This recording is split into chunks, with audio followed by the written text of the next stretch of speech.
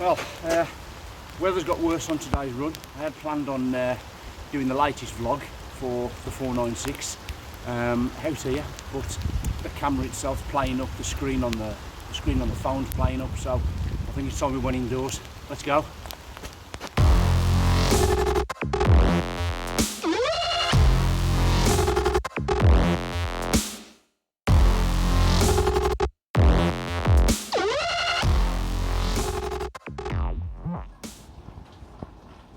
It was a bit gruesome out there. Like I said, I was intending on doing some vlogging out there, but the camera just wouldn't work in this sort of condition, so get tailed off, get showered, and we'll get back with the latest update. Welcome back then to another video. We've obviously had to come inside after this morning's events.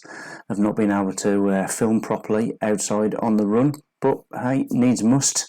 And we've come inside to, well, as you can see, we're in what me and Mrs. G refer to as the shrine, with all our little trinkets and bits and pieces that we've accumulated over the years. Anyway, what we're here really to discuss is another question from my sort of thought process when initially coming up with the idea. And the one today is, are the weather conditions in that time period in January going to affect the task itself? Well, you've only got to look back at the video prior to this to see that weather conditions can affect what's going on. Today, obviously, as stated, it was about the camera operation and whatever.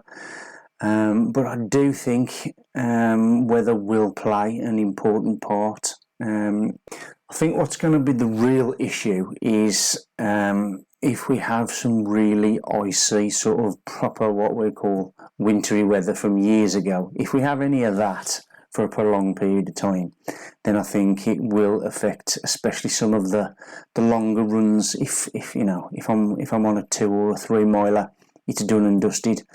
But when you're out there on a 20 miler, 3, 4, possibly 5 hours, again dependent on the weather conditions, if we have got that icy spell, then I think that's going to hinder it quite a lot.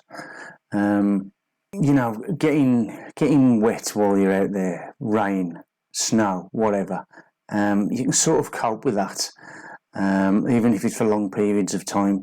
But being wet and cold is a different matter, and especially if it's icy underfoot.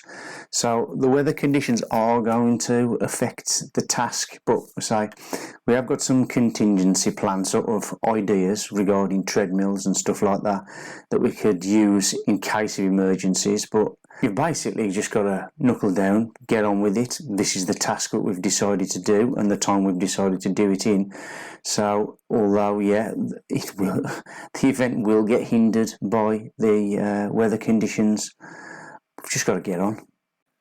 The thing is, though, I never sort of think of the weather conditions actually affecting me. I just get the trainers on, get the gear on, and just go out.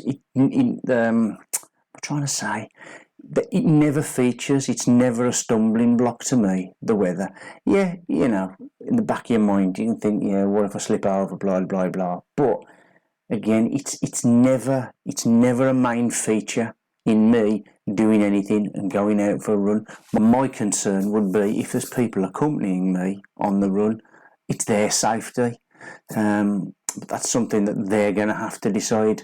At the end of the day, I think running itself, and there's challenges like this and previous challenges that I've set myself, you have to be quite selfish. At the end of the day, we can't predict the weather. We can't really plan for it, so we shall just open the curtains on that day, see what the weather conditions are, adapt our clothing, adapt the way we do certain things, just get on basically and get it done. I think that's about it then. So thanks for watching again, and we'll see you soon.